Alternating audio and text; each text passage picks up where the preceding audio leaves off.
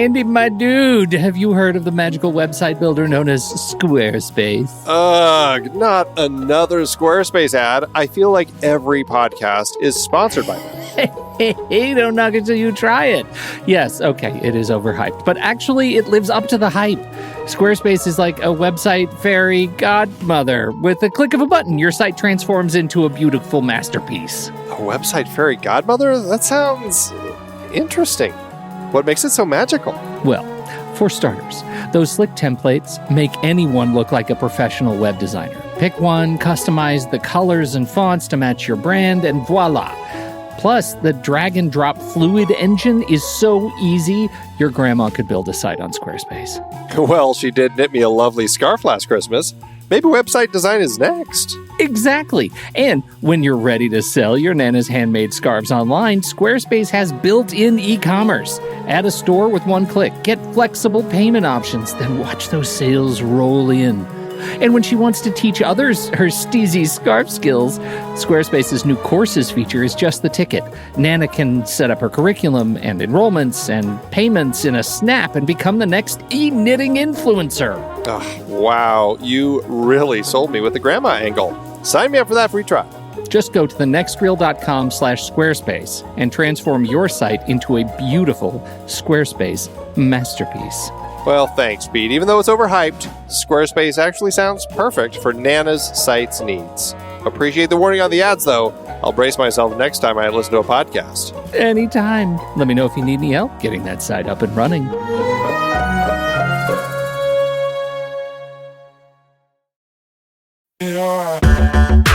Andy, can you believe we've almost hit 700 episodes of The Next Reel? I know, it's crazy. And with all the other episodes in our family of podcasts, we are well over 1,200 episodes of movie conversation. It's really pretty amazing that we've gotten to have these in-depth movie chats every week for over a decade now. And we couldn't have done it without our loyal community of film fans. Their support over the years has meant so much. For sure. That reminds me, we should give the merch store a shout out. Buying shirts from thenextreel.com/merch is a great way listeners can continue to support the show. Plus, they get to sport our great designs. Absolutely. I think sometimes folks forget we have a variety of shirts, mugs, phone cases, and more available. In fact, a great place to start is with a shirt sporting the Next Reel's logo. We also have that classic Fast Times Spicoli Surf School tee, or the weirdly popular Rusty's European Tour shirt. The one from National Lampoon's European Vacation. Why is that so popular? Search me, but we have sold a ridiculous number of those. I guess there are a lot of Rustys taking trips to Europe? We're always adding new designs based on movies we've covered, like our brand new design for a streetcar named Desire, featuring a streetcar named Desire.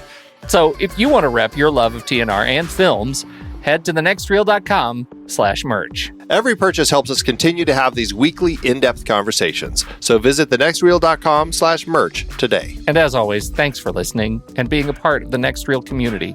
We've got lots more great movie chats coming your way. I'm Pete Wright. And I'm Andy Nelson.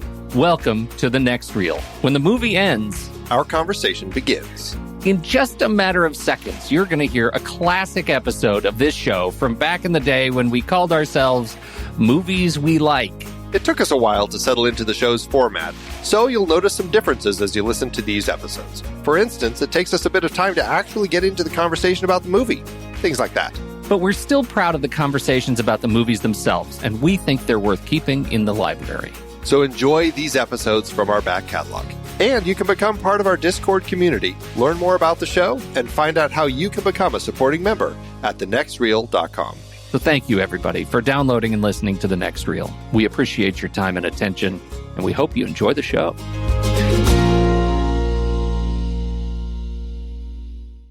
I feel like I haven't talked to you in a long time. It has been a while.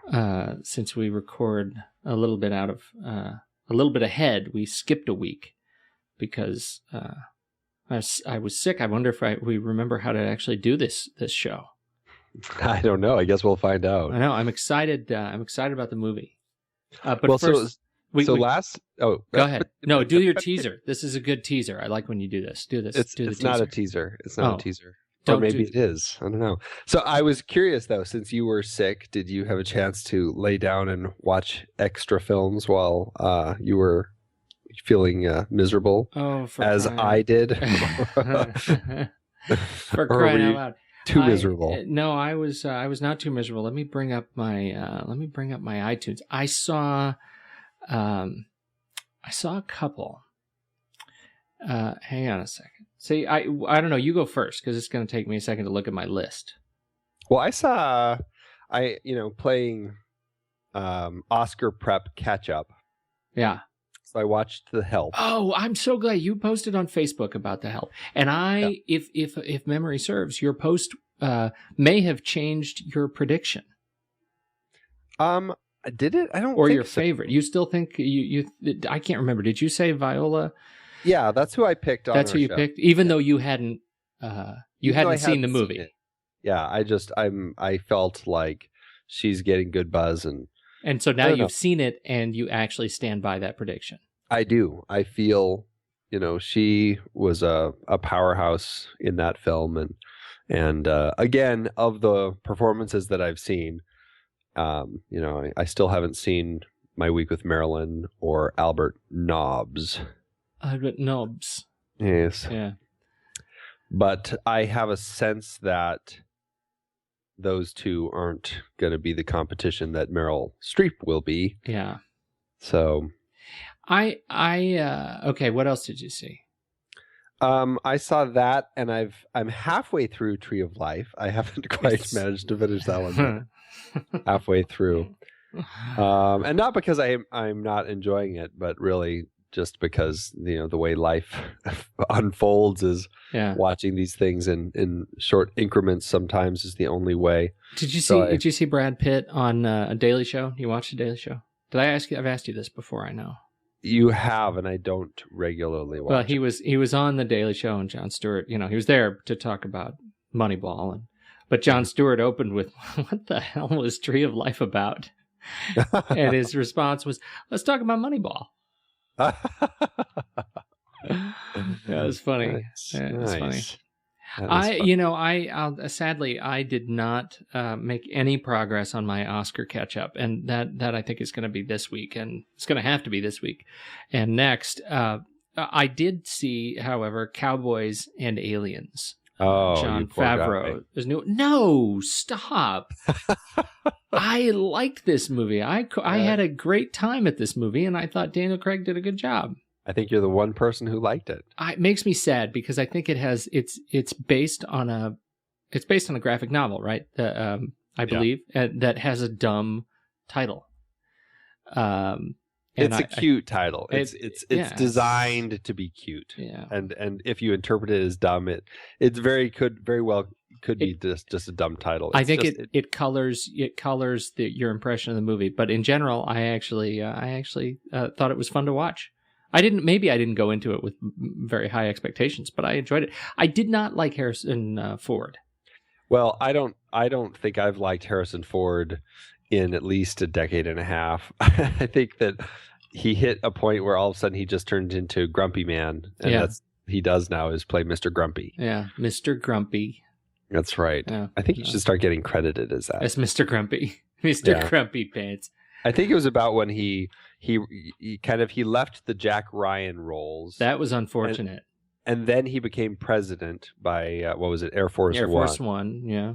And after that, I don't think he's done anything good. Yeah, I'd be hard pressed to say something good that he's done after. Was that 97 when that came out? Boy, I could That's be a good wrong. point. I don't know. I'd have to look at the list, but I certainly can't think of anything.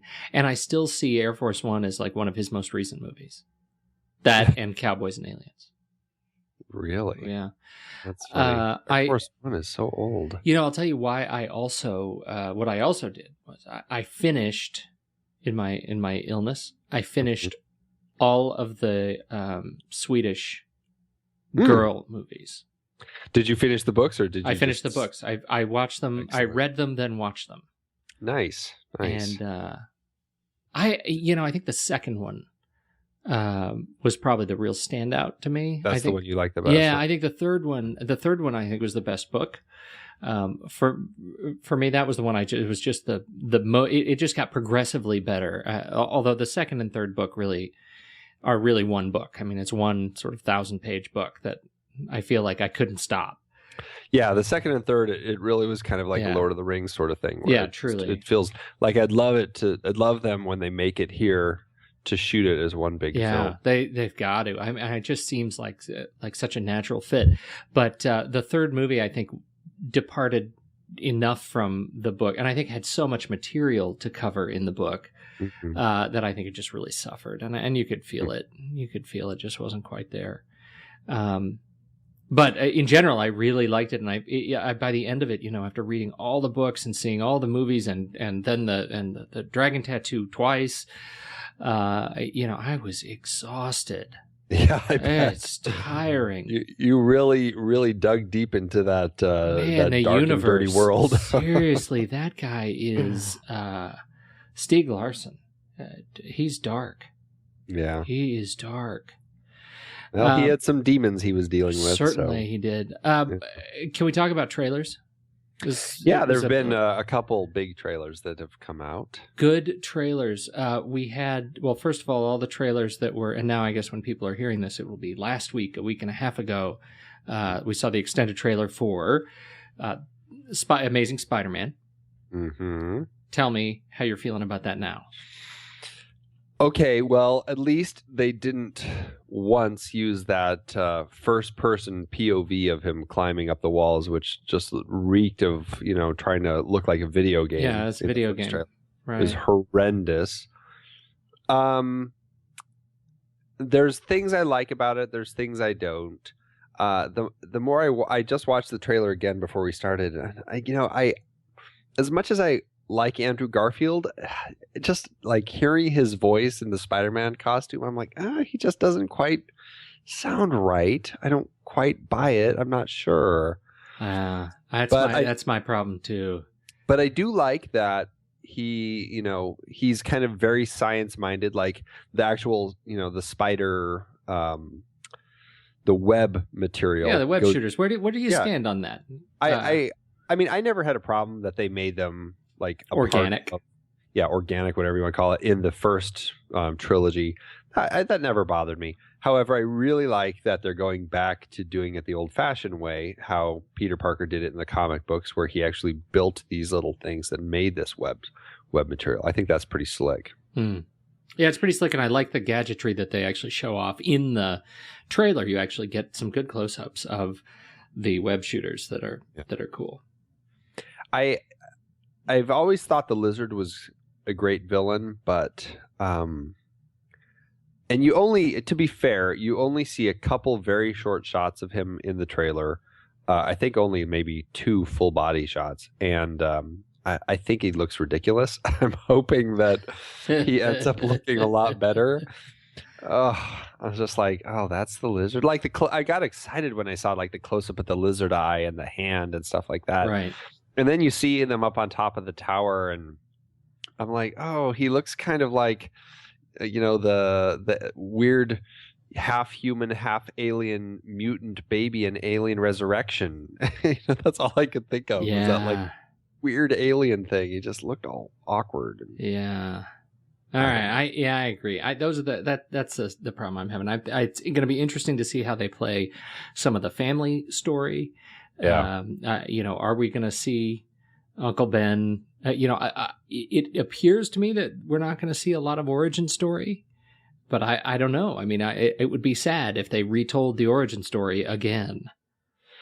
Yeah, I don't know what to expect. I mean, I know instead of focusing on the loss of Uncle Ben, this one they're kind of looking at a kid growing up without his parents. Yeah, and so is an interesting twist. And to cast cast actors like Sally Field and Martin Sheen as Uncle Ben and Aunt May. Yeah, it would be a shame for those characters to be here for Martin Sheen to be killed off. I think in a movie like this, I'd like to see that role kind of fleshed out.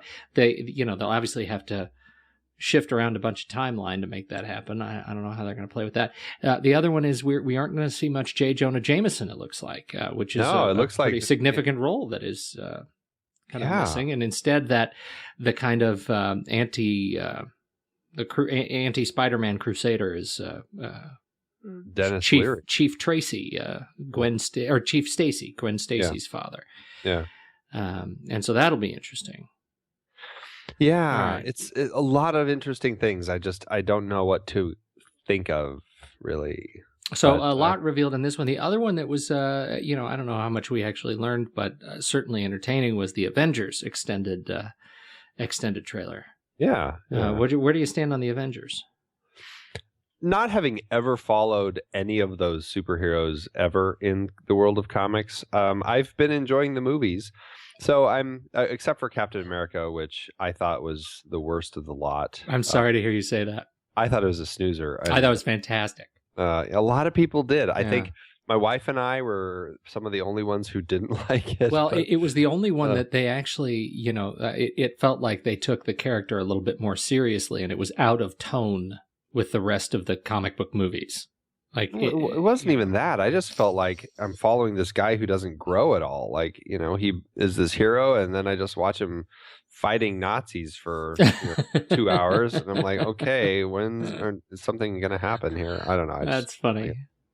Well, sorry. No. I was just going to say one of the things I'm liking out of the trailer is seeing the integration of these characters that have had their own movies. So far, at least the clips that we've seen, it feels like, the Joss Whedon-ness of it is really kind of coming through. And these characters they're looking good together on screen.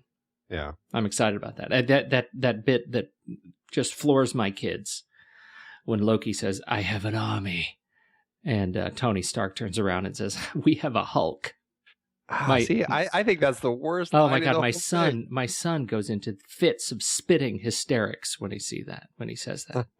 Of course, my son is 5. Yeah. Yes. That is funny. You know what's great about that is Loki. He's what's his name? The actor. I got to look it up now. He popped up in quite a number of movies. Well, I think maybe just 3 movies last year. Tom Hiddleston. Yeah. And he's not like a very big actor or anything, but he just did these roles, and I was like, God, he's a really good guy. He kept looking really familiar to me, so I looked him up. He was in Thor as Loki, and obviously now the Avengers. Right. He was in War Horse as Captain Nichols, the British captain that first takes the horse and is doing the sketches of it and everything. And he was in Midnight in Paris as F. Scott Fitzgerald.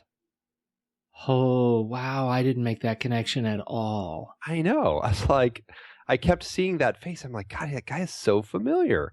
That's that guy. Very busy year last year. So kudos to him. Well, and speaking of people who just sort of come out of nowhere over the last 15 years, what's his name? Jeremy Renner. Oh yeah. Another trailer. Yeah. Bourne Legacy. Right. This one really surprised me. I don't know. I mean, I'm a huge fan of what they did with the Bourne series. Yeah, so am I. And this one surprised me. As soon as I saw that the trailer was coming, I didn't want to like it because I felt like they were betraying the series. But the trailer looks really good, and there is a dude right there in Renner who is also in the Avengers as Hawkeye. It looks great. Yeah, it looks does. Like it's going to be a great film. And something that I really like with those films is how they've really very tightly tied them all together and made it a really interesting story in the way that it unfolds. And like, if you look at the cast, because you don't see all of them in the trailer, but if you look at the cast of everybody who's in the Bourne Legacy, I mean, it's got Joan Allen, it's got David Strathairn, it's got, all these faces that we've seen through the first 3 movies that really kind of just almost like you're looking at the whole, the first 3 movies in kind of a slightly different twist. So it's awesome. I hope that's how it comes off and not, oh man, aren't we lucky we got all these people so that we could shoehorn in a different Bourne. I mean, it really could be thin. I don't, Tony Gilroy's behind it. He was behind the first 3. He didn't direct the first 3, but he kind of wrote and produced, I think. Yeah. Now he's writing and directing this one. And I've got a lot of confidence in him. You know, he did Michael Clayton. Yeah. Which was terrific. Yeah, and Duplicity, which I love. Oh, I love Duplicity. No, yeah, so I think he's a fantastic filmmaker and storyteller. So I am keeping my hopes high for The Bourne Legacy. All right, I have 2, and I swear I'll let it go, and we can talk about the movie tonight. But 2 small screen things to talk about. The first one is just a celebration. Mm-hmm. Finally, after months, The Walking Dead is back. By the time people listen to this, The Walking Dead will have been back by one episode, and man, I cannot wait. To see this episode. It was it's been such a long, dry hiatus. But I have managed to read every edition of the comic over the last 2 months, so I'm totally caught up. They cannot surprise me now. Now, do they stay pretty close to the comics, or is it kind of all over the place? No, do they use the comic just as a foundation? It's a foundation. The first couple of episodes of the first season were really close to the comic, and then I guess with some fairly significant character shifts, it was very close. And now it's it feels like they're just pulling elements from various places. And I mean, the comic's been around. It's like 95 comics in the series so far, so it's been around a long time. So they have a lot of material to pull from. Some things that I'm finding myself really hoping they do now. I'm in that camp. Like I really am a cheerleader for a few plot sort of devices and storylines that I hope they take on. It had the first half of the first season was tough, or the second season. I'm sorry, it was tough. It got really slow pretty fast, and it was pretty dry for 3 or 4 weeks, and then finally the mid-season finale was a stunner.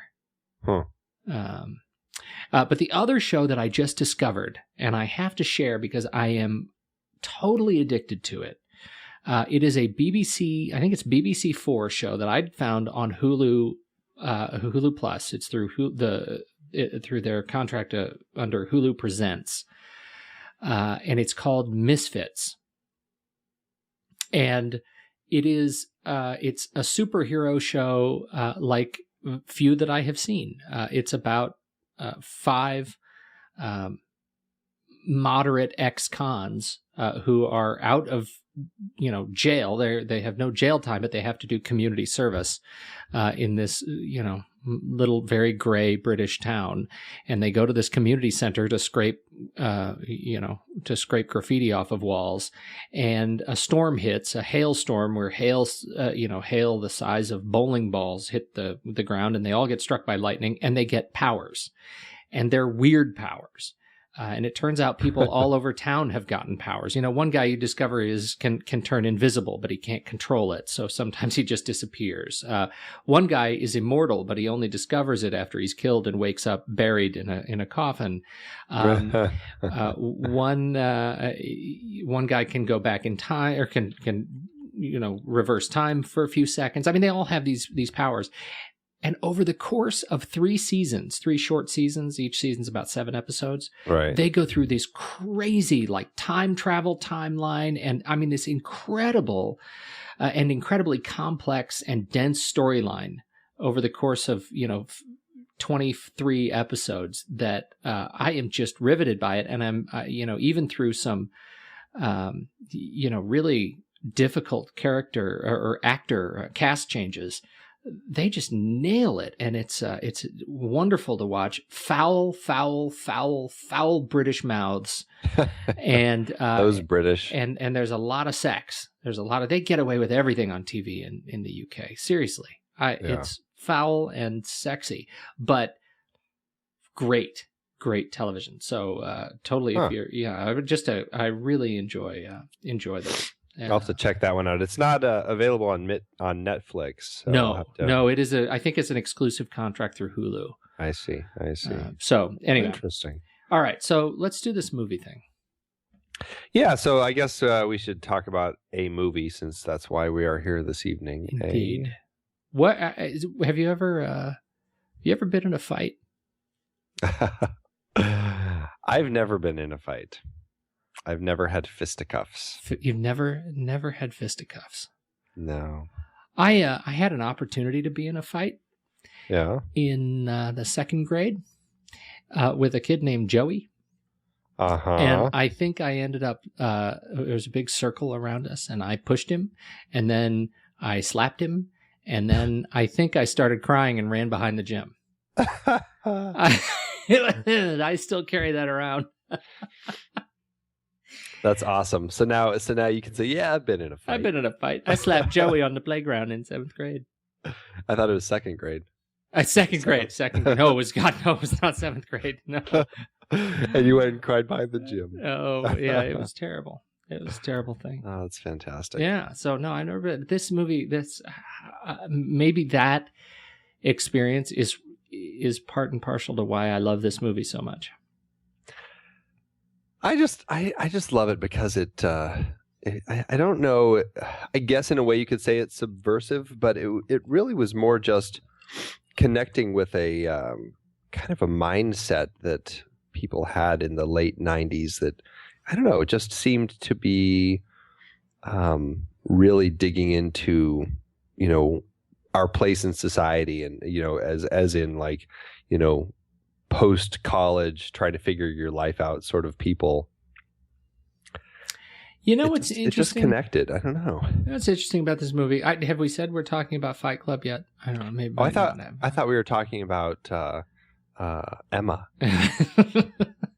We are indeed talking about Fight Club, the 1999 David Fincher film. This was Fincher's.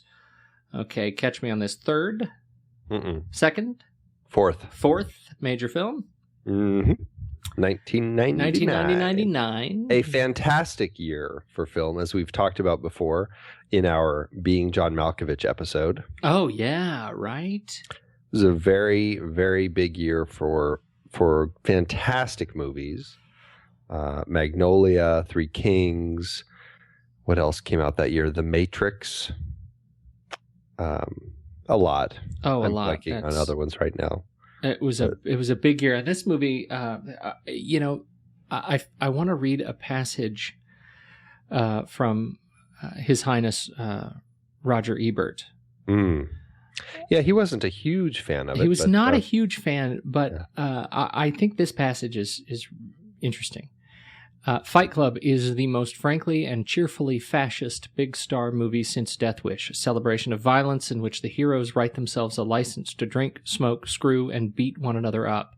Sometimes, for variety, they beat up themselves. It's macho porn, the sex movie Hollywood has been moving toward for years, in which eroticism between the sexes is replaced by all-guy locker room fights. Women who have had a lifetime of practice at dealing with the little boy posturing will instinctively see through it. Men may get off on the testosterone rush.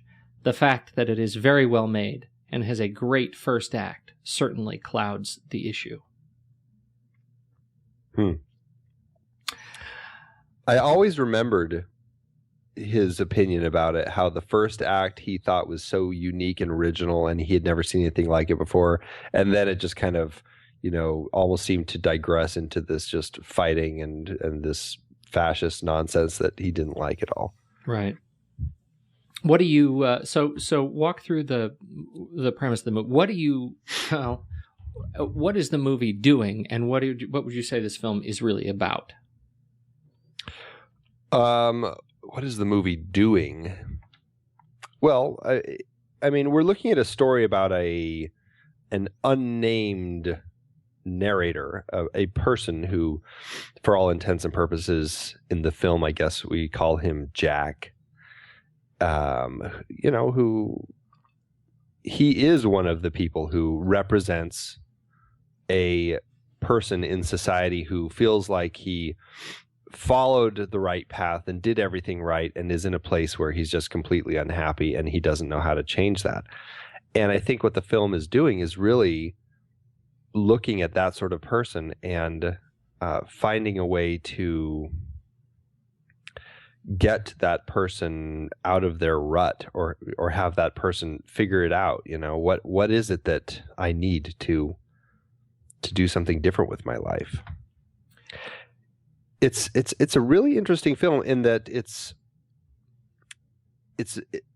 in some sense of when you look at a film for its themes and the way it can be interpreted and what it's saying, in some sense, this film almost seems like, in a weird way, the deepest of Fincher's films.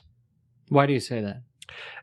There's just so much going on about looking at, a person in society, like this archetype of this guy who just doesn't know where he's going in life, and trying to find a way through that. And, he becomes this, well, he finds this other person who has this idealistic vision of the world, and who, it's a dark idealism, I guess you could say, but it's anti everything, anti-advertising, anti everything that society told you needed to do, and finding a way to live for yourself. Really, it's this whole thing where nobody wants to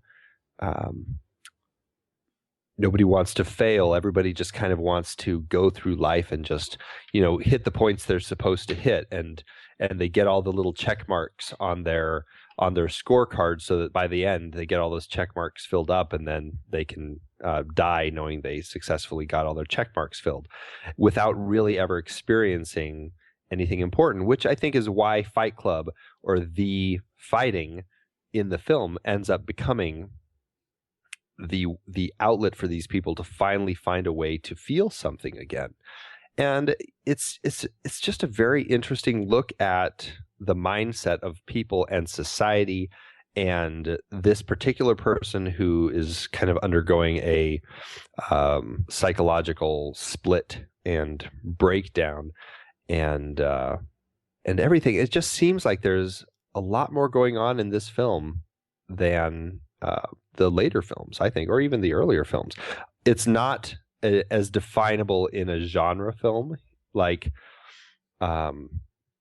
Seven, Benjamin Button, Social Network. Mm-hmm. I mean, they're all fantastic films, but they're telling a great story. They tell it really, really well. And there's definitely looking at different psychological elements and everything, but this one really is tapping into something a little deeper, I think. What I find so fascinating, I really like that comment, because it seems like this film, more than those others, is taking a stab at a much more pointed cultural reflection that Fincher and Chuck. Originally Palahniuk. Chuck Palahniuk, were making a statement that they are artfully trying to get across, and trying to sway you in some way that these other films in Fincher's catalog do not. They're telling a story. This one is really saying, you need to step back and consider this film a mirror. We're showing you something here, and we're doing it in what, our version of vaudeville, and it's going to be disturbing, and it's going to be horrifying, and that's just our way to make a point with a great big period at the end of it. But it's still a reflection that we want you to look at something. And that's one of the reasons it feels like this film was such a risk, and why, in my understanding, executives, studio executives did not like this movie, and why it received such sort of polarized feedback. Definitely. Yeah, it really did. Fincher actually has an interesting quote that is actually a cutaway on the Wikipedia page, but I think is really a good one that supports this. He says here, "We are designed to be hunters, and we're in a society of shopping. There's nothing to kill anymore. There's nothing to fight, nothing to overcome, nothing to explore. In that societal emasculation, this everyman, the narrator, is created." Yeah. Well, I think that says it. It's funny that this came out in 1999. Shortly thereafter, another terrific adaptation from the Bret Easton Ellis book, American Psycho, came out with starring Christian Bale. Fantastic film. It was a fantastic film, and it really, those two films really hit on that very similar sort of celebration. In American Psycho's case, it was a celebration of consumerism, right? Mm-hmm. A celebration of the show, and in contrast, Fight Club is really the destruction of the show. What can we do to break it down? Because we see but the outcome in both of these films is the same. We cannot exist healthily in this environment. Yeah. And, I think that's another reason why this film is so interesting, because if you take a step back and just look at it as a movie, which I think is a reason a lot of critics really didn't like it, because they felt like this film is doing nothing, like Ebert said, it's nothing than, portraying this fascist society, and it's just, glorifying violence and all this stuff. And I think if you step into it and look at really what the story is saying, it's not glorifying violence at all. It is really glorifying finding a way to find those feelings again. And I think that's why a lot of critics looked at it as, oh, this is going to be nothing other than a method for, the crazies to come out of the woodworks, start creating all these real fight clubs, and it's just gonna make a mess of things. But they're not really seeing what the story is really trying to say, which is a lot deeper. It is. I think it was one of those.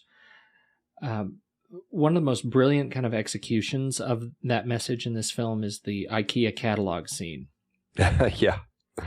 It is the scene I remember from this film, and it's funny when I went back to watch it and watch selections of it after that. The stuff that stands out to me is this sort of category of structure. You don't remember this film as a special effects movie. Right. And yet there are an extraordinary number of special effects in this film. Very well done special effects. Again, illustrating Fincher's real talent at the technology behind filmmaking. Even in the first scene, when you watch the camera swinging in and out of these cars from the top of the skyscraper down the barrel of the gun that is in Edward Norton's mouth.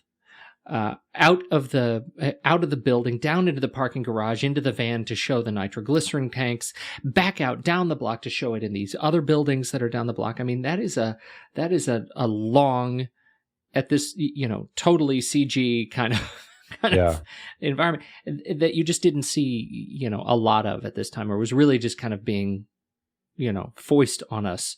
And I remember seeing Fight Club for the first time. That struck me as amazing. Yeah.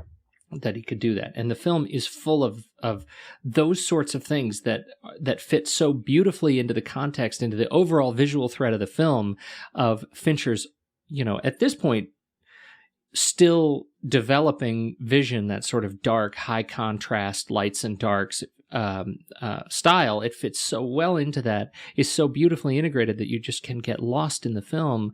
But it was really very novel. Yeah, even the opening credits, which, Fincher always likes having opening credits that really set the stage for the film that you're about to watch. Mm-hmm. And the design for them was fantastic. I mean, first of all, you got the Dust Brothers music, which really just worked so perfectly for this film.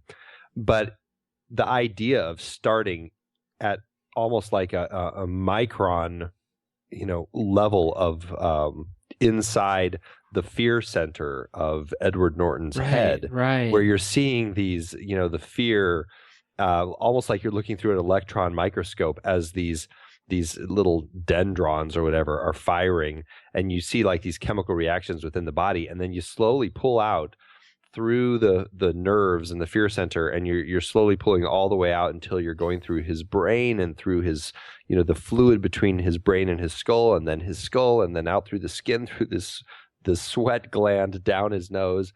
I mean, it's just like an unbelievable opening credit sequence that just totally sets the stage for the film. It is, and it goes from there to,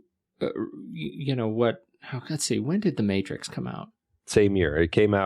This came out in October. The Matrix came out, I believe, in May. The first scene, the opening scene, the first time we actually see Edward Norton in his office is the Matrix look. It's the guy in the sort of green fluorescent lights, and there's a copy machine going, and he's in an office, and it's terrible.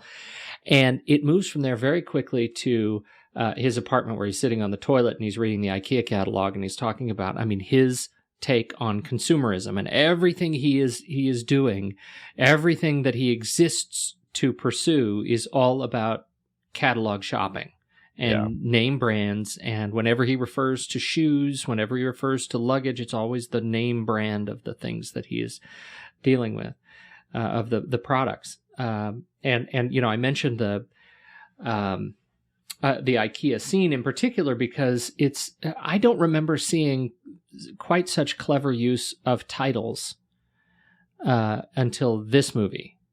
Do the titles stand out for you on the movies prior to this? The Game. Oh my goodness! Yes. I don't remember the title sequence. When I sat down in the theater in '95 and I saw the titles for that film, I was just floored just in the title sequence, and I knew I was in for an experience. All of the, you're hearing kind of one of the alternate tracks of Nine Inch Nails, Closer to God, and you're flipping through these journals, these creepy, journals. John Doe journals, and it's just like the way that it's cutting and moving and everything. It was like a real visual treat. And then the Game opened up with really haunting, you got those puzzle pieces kind of falling and floating around, and you've got that old film of Michael Douglas's character when he's looking at, just kind of his life with his, past life with his father when he was a kid and his father killed himself. Wait, you're absolutely right about the 7 titles. What I was talking specifically about, and the element of the titles that sticks out to me here is in the IKEA scene when you actually see the pricing and the actual product descriptions as the room builds. Oh, and he's walking through it, right? When he's on the toilet and he starts talking about he's ordering the dust ruffle, and he stands up and it's doing that pan across his room, and you actually are seeing the titles by the products as they fill his apartment. Right, yeah. I found that so visually compelling, like in that it's like a 5-second sweep across his apartment that told the whole story of what his struggle was going to be in trying to give that up. Because I think, at least for me, my reflection is we're all there. We look around our offices, our apartments, our homes, and there is so much stuff. How much of that stuff do we touch and need and use every day? This was a guy who existed to pursue this consumer dream at its very extreme, and he is about to lose all of it very quickly. And then the real meat of the movie starts. So that's that sort of initial setup that I found so powerful. I mentioned the credits only because the Panic Room opening credits blew me away. Yeah.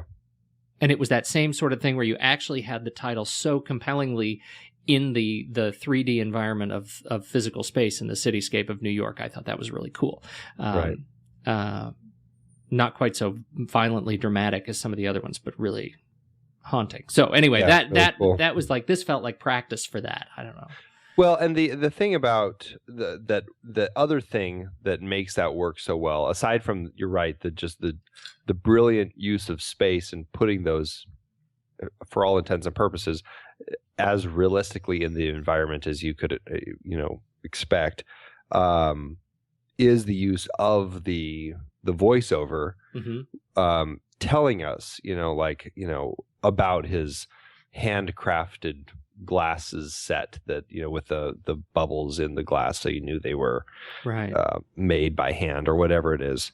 Just like all that sort of stuff that really lends this comedic bent on everything, even though it has this darkness. And I think that all ties together so well to really bring that whole side of the story out. But but you're right. The titles, the way that they use that in that particular moment, is, I mean, it's flawless. It's just great, especially the way Edward Norton's character is kind of interacting. You know, he's walking. Some of them are behind him. Some of them are in front of him. It's good stuff. It is such good stuff. So the overall premise is he can't sleep because he's stuck in this consumer nightmare, this consumer hell. So he goes to the doctor, and I certainly don't want to do the scene by scene kind of walkthrough, but I think the scene with the doctor is sort of pivotal, unless I missed something earlier. So he's talking to the doctor and he says, "I want some drugs. I need to be put to sleep."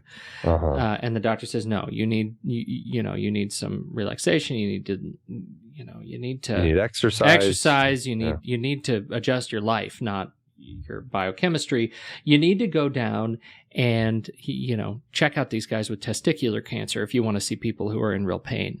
And as he is saying that, we see Tyler Durden. Yeah. What is the importance of our introduction to Tyler Durden here? Well, it's in a way, and when you're saying that, for those of you who don't catch it, they use David Fincher used a single frame instances of Tyler Durden appearing in particular scenes at particular moments during this initial buildup of the film, where if you're not really aware that it's there, it may just look like a weird smudge or shadow that kind of crossed the frame. It happens, I believe, 5 or 6 times, something like that, and it's very interesting that you see it here, because really this moment, the doctor's not going to give him drugs. If the doctor did give him drugs, that would essentially kind of put that whole Tyler Durden part of Edward Norton's character to sleep, right? And he would essentially go on living the zombie life that he's already living. Right. By not giving him the drugs and telling him, you've got to go see these guys who are suffering, making him have to get through it on his own. That flash, that one tiny frame that we see, it's essentially like the birth of that part of this person's personality. It's a really fascinating way to depict that. I found that too. It's almost as if every time Edward Norton's character, the nameless narrator, made was faced with a significant choice in this buildup, we get to see Tyler in a different context. Yeah, and he just kind of keeps popping in, like once in one of the groups, once when he's, talking to Marla. And I know there's a couple others. I can't remember where they are, but yeah, it's a really interesting way to do something like that.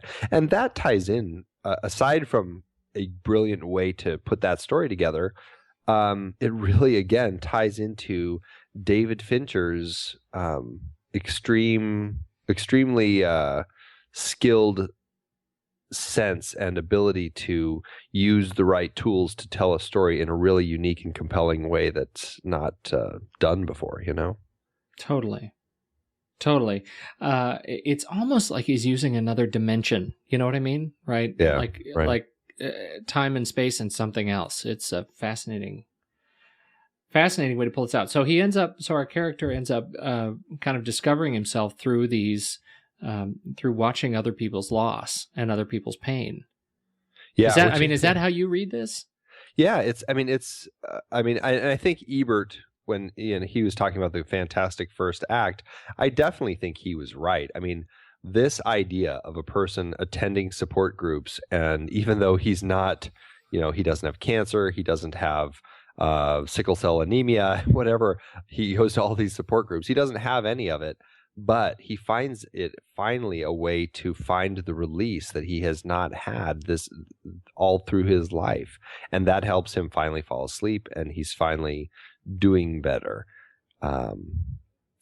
And it's a really fascinating story. And actually, Chuck Palahniuk talked about his time when he was, he would work with some kind of a health, he would volunteer with some health organization or something where he would drive people who couldn't drive to these support groups, and he would sit there and just kind of listen in, and I don't think he was using it as an emotional release. He just had to sit through it while he waited for the person.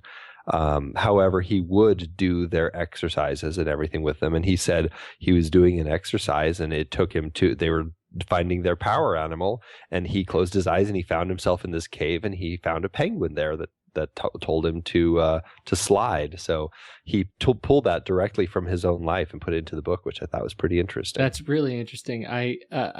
Because that particular scene as he's finding his power animal, at that point in the film, I don't think you're yet able to look at Edward Norton's character with the sort of care that makes you take that discovery seriously. Yeah. At that point, like, oh, great, it's a penguin. Right. Good luck with that, man. You could have, I don't know. I don't know much about power animals, so I may be totally making fun of somebody's power animal. I'm sorry about that. That's right, man. God, you're cold. You are just cold. So are penguins, though. Chill, man. Just chill. There's something fishy here. Okay, so Terrible. Speaking of awesome, Helena Bonham Carter. Yes. She's just always awesome. I'm trying to remember when I know when I fell in love with her. It was actually in A Room with a View. Yeah, actually, same for me. Oh my goodness, she's just darling. And then this is the naughty side of Helena. Yeah, which she's never left behind. I know, she pretty much found it, and she found her Tyler Durden power animal. That's right, and decided she liked it better. Yeah. She's brilliant. What would you say? I love the relationship. This in so many ways, the sequence of kind of walking through all of these different support groups. Her role as a fraud, as a tourist in these support groups, sort of mimics the Tyler Durden role for Edward Norton, but in this kind of insulated sort of sequence. If you took just the segment of the film of the support club journey out and watched it as a short, it's almost like she's playing that alter ego. Like she's also finding her needs being met there, but from a different, darker, sort of more cynical side. Free coffee. Right. Yeah, it's very interesting because, she ends up being the catalyst that really releases Tyler, because Edward Norton's character finds so much in common with her, but for some reason, feels that he shouldn't connect with it. It's too similar. It's too much like himself. Something about it just kind of frightens him. So it almost forces Tyler to pop right out, and that's kind of really the birth of him. You're saying Tyler as the component of him that can connect with her. Right. Yeah. Right. Okay, so then the movie sort of picks up. Where do we go from here? Well, that is where, shortly after that, Tyler, he meets Tyler on a plane, and that essentially is it. By the time Edward Norton's character lands, he comes back to his apartment and finds that it's been blown up, and he ends up calling Tyler, and they go hang out at a bar, and all of a sudden they start talking life philosophies. Tyler is very anti-material, anti-corporate, and really starts it kind of taps into something with Edward Norton's character, and they soon after that start fighting, and thus Fight Club is born. That transition is really wonderful. As they walk out of the bar, and there are lines in this movie that I love. It's I want you to do me a favor. Yeah, whatever. I want you to hit me as hard as you can. I love that bit. I love that bit. I know. So they start fighting. Fight Club is born, and then it gets out of hand. Yeah, well, it's born and it grows. It really just starts growing to this thing. Even though the first two rules of Fight Club are you do not talk about Fight Club. If I could speak this evening, it is getting late. But the Fight Club definitely grows, and to a point where all of a sudden, they have this huge group of people who are finding this exhilaration in pugilism. This was, as we said earlier, this was one of the big difficult pieces of the film. Is this a film that is glorifying violence? And as you watch them start beating on each other, what is your impression of the way Fincher handles the actual fighting? Well, in one sense, it all feels very realistic. It just like the punches, the falls, the sound effects, everything just has a very kind of naturalistic, maybe a little enhanced sort of feel to it. But you're watching these guys like walk around outside of Fight Club. They're all walking around with neck braces on and bruises and big scabs, and just none of them look good at all. It does make you wonder, like, is it really worth it? When you're sent to the hospital with a broken collarbone. I mean, I don't know. It's a dark place. The rules of Fight Club, I find it very interesting. Like if you're trying to make a case that Fight Club, the film, is about glorifying violence, the script itself really, contradicts that. All of the rules are set such that you will fight. What's the word? Safely. Mm-hmm. Right? You don't talk about Fight Club, you don't talk about Fight Club. Then, if a fighter taps out, if a fighter goes limp, if anything goes wrong, the fight stops for good. It's over. Yeah. And that's the whole purpose is, and when you look at sort of the premise material on the film, the violence of the Fight Club serves not to promote or glorify physical combat for participants to experience feeling in a society where they are otherwise numb. Mm-hmm. That's the premise, and I think that's what folks who see the movie as a fight movie don't get, or maybe haven't reached. Well, and also because in the context of the film itself, the people involved in the fighting end up taking it beyond that. Right. It goes from fighting, and it's the way that human nature is with anything. Once you have a little bit, you want a little bit more. And once you have that, then you want a little bit more. And so that's, I think, why the fights get more and more, or the injuries sustained get, bigger and bigger. And then out of that, all of a sudden, you're born into, these jobs that Tyler assigns to people, assignments where they have to go, just cause mayhem and mischief. And all the way building up to the end when he, they blow up all the credit card buildings and, kind of reset everything. I absolutely love that you said that, because I think that's the ultimate, and this I haven't actually seen speculated on elsewhere, but it's a connection I made like seconds before I started recording the show tonight.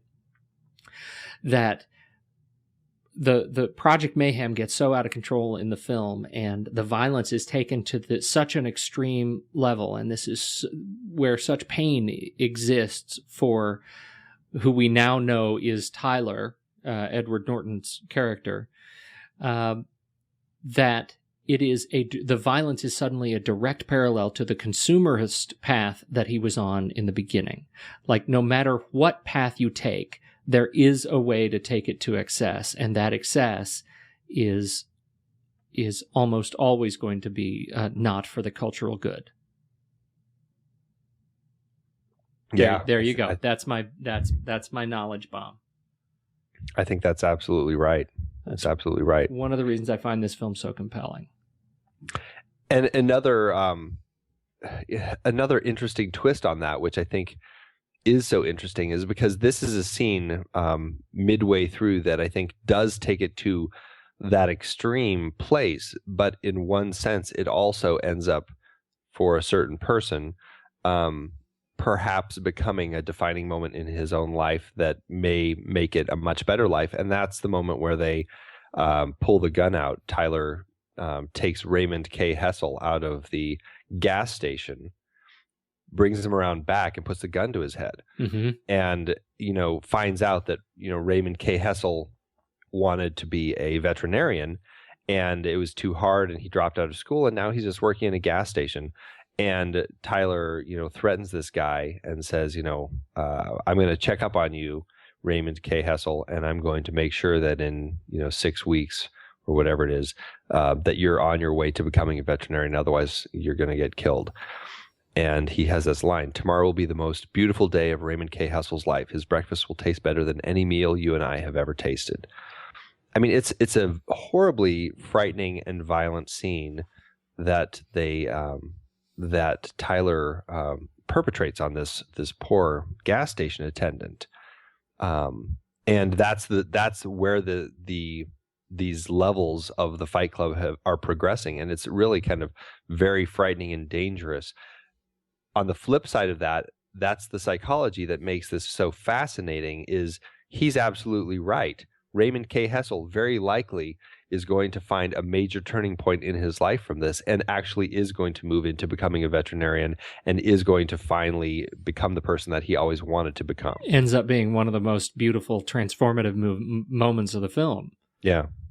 When you walk away from it with that intent. Yeah. And that's why I think this film is so divisive. It has moments like that are horribly frightening, and it's just the sort of situation that nobody should ever be put into, but it does give that hope for this sort of character. So it's a really interesting psychology in this film. So let's do the numbers, shall we? Yeah, this film didn't do very well. It didn't do terribly though. I mean, on a budget of, well, it did terribly theatrically. All right. The budget was, it changed around a few times. I think it ended up being, where is that number? 63 million. In the theatrical run in the U.S., it only grossed 37 million, and then worldwide it did a little better. It was 100 million when you add it all together. Right. So all told, I mean, it did make its money back. However, as we always say, when you take marketing and everything else into account, more than likely they didn't make its money back in its theatrical run. However, this film subsequently, when it was released on DVD, all of a sudden kind of finally found its audience. For all intents and purposes, everybody kind of agrees that the studio really had no idea what to do with Fight Club, and they did a horrible job marketing it, and it just that's I think a large reason why it didn't make any money theatrically. It did finally find its audience on DVD, particularly because they released this fantastic 2-disc edition that was great, and that thing became the one of the hottest selling DVDs. I mean, it really helped them make their money back on this film.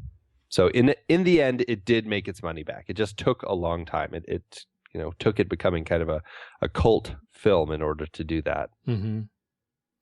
Well, it's unfortunate it didn't have bigger. Unfortunate though, predictable. It didn't. I probably, certainly in hindsight, that it didn't have a bigger screen or box office launch. But boy, the film.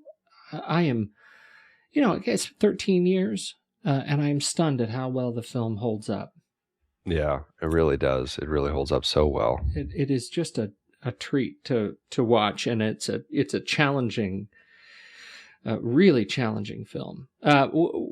this was, let's see, where are we in the actual chronology of Fincher building the team?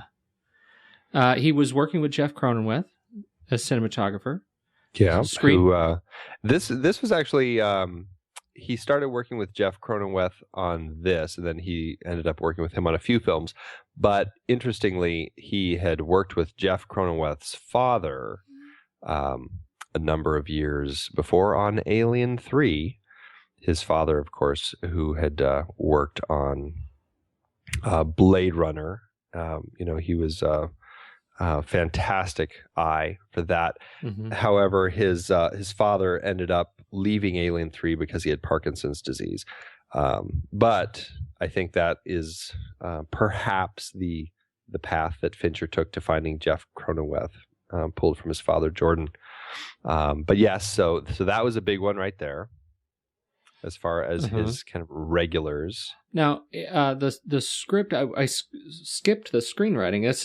This one was interesting to me. Jim Olds wrote the script, and I hadn't seen, I hadn't made note of any other Jim Olds script that I had seen until I looked him up and discovered that he wrote Jumper. He co-wrote Jumper. Yeah, he hasn't done a whole lot. So this was his, I think, for all intents and purposes, his first credited screenplay. Yeah. And then he's only got, I think, 6 big films. Six films, 2 of them big. This one, and I would say Jumper. Yeah. To his credit, and then we aren't seeing a whole lot out of him, but it was a terrific adaptation, I think, from the Chuck. I can't pronounce the guy's name. Palahniuk. Yep. Palahniuk. Yep. Chuck Palahniuk. What do you do with the U? There's a U in there. You just pretend it's not there. Palahniuk. Yeah. All right. And let's see. So, music by the Dust Brothers. Editing James Haygood. I don't know from James Haygood. I don't know from what he's done. Well, is he did The Game, and he did Panic. He worked on Panic Room. All right.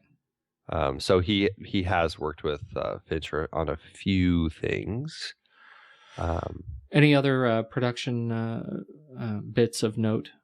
Well, Lorraine Mayfield. I don't think we've ever talked about Lorraine Mayfield. She's the casting director that Fincher has worked with on, I think, all of his films, I think.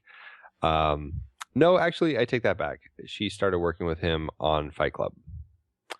But every film since then. So a very good casting director finds all the right people to work with. Oh. So. That's fantastic. Yeah. She, let's see. Yeah, this was one of those, really, gosh, this is a film that just sticks with you. Yeah. It's one that absolutely holds up over time, one I can watch again and again. And I think this is one of those films, I probably like Seven, although I'm anxious to watch it again, that I think is a thrill the first time you see it, and even better the second and third. Yeah, right. Once you can start picking up on all the little nuances. I think the most fascinating thing to watch subsequently is the relationship with Marla and all the things that he says with her. And when you start realizing that this guy and Tyler Durden are one and the same, you really see this just because initially the first watch, Marla, you just kind of don't like her at all. And after that, you're just like, oh, this poor woman is just... she's totally in the middle of this horrible breakdown. Yeah, with this crazy, crazy guy with just 2 completely opposite personalities. Yeah. Oh, we didn't even talk about about Meatloaf or Jared Leto. Yeah, Jared Leto, who you hardly recognize because he's covered up with Rob Botton's effects after he's been brutally beaten. Seriously. Yeah. But the Meatloaf character is he's fantastic. Oh, he's so good. He's so good in this film. The way that he's kind of got that higher pitched voice because he's lost his testicles to cancer. Giant breasts. Yeah. And there's this, I love the scene in the beginning when he pulls Edward Norton characters to his chest, to his bosom, his buxom bosom, and says, "You can cry now." And he pulls him back, and he's not crying. I don't believe it's just sweat or something, but there's a no, I think he starts he is crying at that point. There is the relief of a face between in Meatloaf's cleavage. It's brilliant. It is. It really is brilliant. It's very funny. You know what? You know what's interesting about this?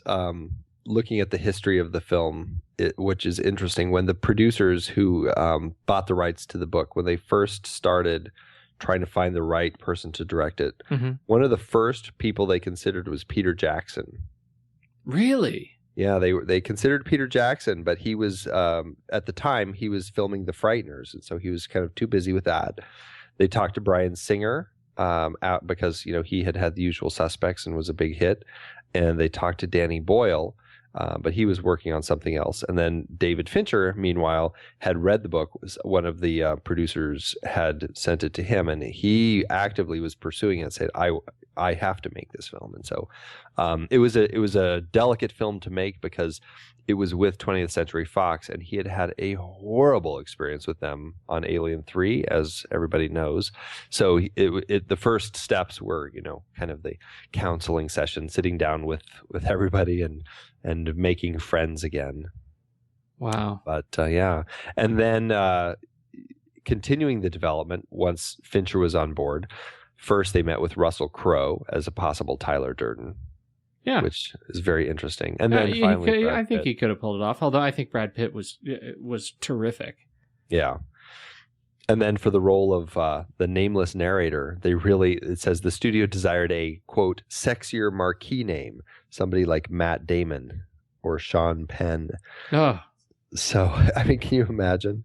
Well, and I think the contrast between those two characters, Brad Pitt and Edward Norton, was really great. According to Edward Norton, we decided early on that I would starve myself as the film went on while Brad Pitt would lift and go to tanning beds, and he becomes more idealized as I wasted away. That's it ends up so apparent in the fight scene in the climax of the film as they're running through the parking garage. Edward Norton in his underwear, and Brad Pitt now in a sleeveless fur, kind of faux fur coat with a t-shirt covered in photos of women from porn films. Right, right. It ends up being such a beautiful climax to this long character journey. I mean, you talk about sort of growth and evolution in a film. To have these two grow so apart after being so close. Well, it's very important, and I think having the actors look as opposite as they did really worked. And I don't think it would have worked as well if it was somebody like Matt Damon, who, for all intents and purposes, could very well fall into the Brad Pitt side of things. He absolutely could. More than the Edward Norton side. Right. Although you have to think in 1999, less so. Maybe. He was always pretty stocky. Well, but I if you look at what he did to himself when he did, what was that Meg Ryan soldier movie? Oh, yeah. Where he practically starved himself for that role. No, that's true. I mean, he was frightening looking in that film. So, I mean, it's doable, but I think that they cast it perfectly. They really did. This was a terrific film. Any closing remarks? Just a last little tidbit that I think is always interesting. Ever since Seven,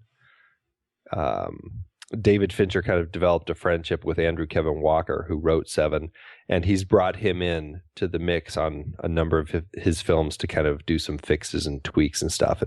And he did some uncredited assists on this script a little bit, and Panic Room, which I don't think we had mentioned. Actually, I take it back. I don't think he did Panic Room. Gosh, what was it? I don't remember. It definitely was this one though. He did some adjustments to the script. The other one that stood out to me was Cameron Crowe. Yeah, that is an interesting one. Yeah, Cameron Crowe of. See, now I can't even think about it. Of the Zoo movie. We bought a zoo. Hey, I have a zoo with Matt Damon. See how it all comes around there? It's all full circle. Look at my zoo with Matt Damon. That's all I got. This is a terrific movie. It's absolutely on the list of movies we like, and absolutely worth seeing. Holds up so well 13 years later. If Definitely you haven't picked up the DVD set, watch it all. Watch it all twice. Mm-hmm. Definitely. So much good stuff on it. So much good stuff. Where can people find you, Andy? At the Movie Monkey on Twitter. And I finally, without your help, I did figure out how to do that for Facebook. So I guess I'm facebook.com/the movie monkey. I'm checking right now. Oh. You totally are. Yeah. Isn't that exciting? That's fantastic. Well done, sir. Thank you. I was very proud of myself when I had that moment. Oh. The real problem is that none of my friends are going to actually need me anymore. This is why I exist, is to help through. This is where those options are, is to tell people where these options are. And if you find out all the answers by yourself, then I am suddenly not useful. I will. I'll leave some of it uncovered so that you're still useful to me. That would be great. Sure. Be great. All right. Whatever I can do to help. Good talk, Andrew. Yes. Are you going to give us our? Yeah, you got to close us out. Oh yeah, no, I have news. You got to find us. If you haven't, you need to catch up with us on Stitcher Smart Radio. Stitcher allows you to listen to your favorite shows directly from your iPhone, iPad, Android phone, Kindle Fire, and more on demand and on the go. Don't have Stitcher? Don't worry. You can download it for free today at Stitcher.com or find it in your app store of choice. Stitcher Smart Radio, the smarter way to listen to radio. You can find me personally at Pete Wright on the Twitter or Facebook.com/Pete Wright, or my preference is actually Google+. I think it's a nicer playground. And just search for me there, Pete Wright. And so that's all my places. You can find this show and more at rashpixel.tv. And I encourage you to subscribe to the show there, or in iTunes or in Stitcher, and listen to us. We've got lots of episodes now. Leave feedback on iTunes. We want that feedback. Yeah, feedback is good. I know it's an extra step, and it's, I got to go type. But really, if you have nice things to say, it sure is nice to hear it. It is. And it's great to hear it on Facebook, but it's even, it's nice. Well, it's nice on Facebook because on iTunes, because it actually helps other people who haven't heard the show discover it. And so if you think that it's an interesting conversation, we'd love to hear more from you. That's the point. Definitely. So if you've made it this far, we need to do all this conversation at the beginning. I know we do. So by now people are asleep. Turned it off. They're like, all right, they're done talking about the movie. Yeah. All right. Well, it is what it is. I'm going to go subscribe to Barbara Walters on Facebook. She is just popping up when I go to your page. She says, people also subscribe to Barbara Walters. Wow, that's apparently one friend of mine is subscribed, and it's a friend who lives in Phoenix. I'll bet that's why. Yeah, I bet that's why. Oh, Facebook, you are so smart. I know. Clever little faces. Good talk, man. Likewise. Here at The Next Reel, we've been passionately discussing movies week after week since 2011. That's a lot of movies and a lot of conversation. Sure is, Pete. And to be honest, it's a lot of work too. But it's work that we love. If you have been enjoying our show, we'd like to remind you that there are ways to support us even if you're not able to become a member just yet. You might have heard us talk about our new watch page where we've listed every movie that we've talked about paired with Amazon or Apple links to rent or buy the movie. Now we'd like to introduce you to our originals page. Let's take a trip down memory lane, Andy. Do you remember what the first film we discussed on The Next Reel was that was an adaptation? Well, let's see. It wasn't obviously our Indiana Jones series because those were all original. Then we did Charlie Kaufman. Oh, of course. It was adaptation from Susan Orlean's Orchid Thief. Exactly. We have covered quite a few adaptations over the years, and now we're providing a way for our listeners to delve into the original source material. That's right. Just head over to thenextreel.com/originals, and you can see the list of all the adaptations that we have discussed. From our David Fincher series, featuring The Girl with the Dragon Tattoo, The Social Network, Zodiac, Benjamin Button, and Fight Club. To our Paranoia trilogy with The Parallax View and All the President's Men, we have covered a variety of adaptations. Those were some great discussions, especially Fight Club. And let's not forget our baseball series with The Natural and Field of Dreams, adapted from Shoeless Joe. And Up in the Air and Thank You for Smoking. So many memorable conversations. Absolutely. And you know what's exciting? Each purchase you make through our links doesn't cost you any extra, but a percentage goes to support the next reel in our family of shows. You can support us while diving deeper into these fantastic stories, whether it's the paper, audiobook, or Kindle version. We've also included plays and movies. If they were the source, we'd put it on there.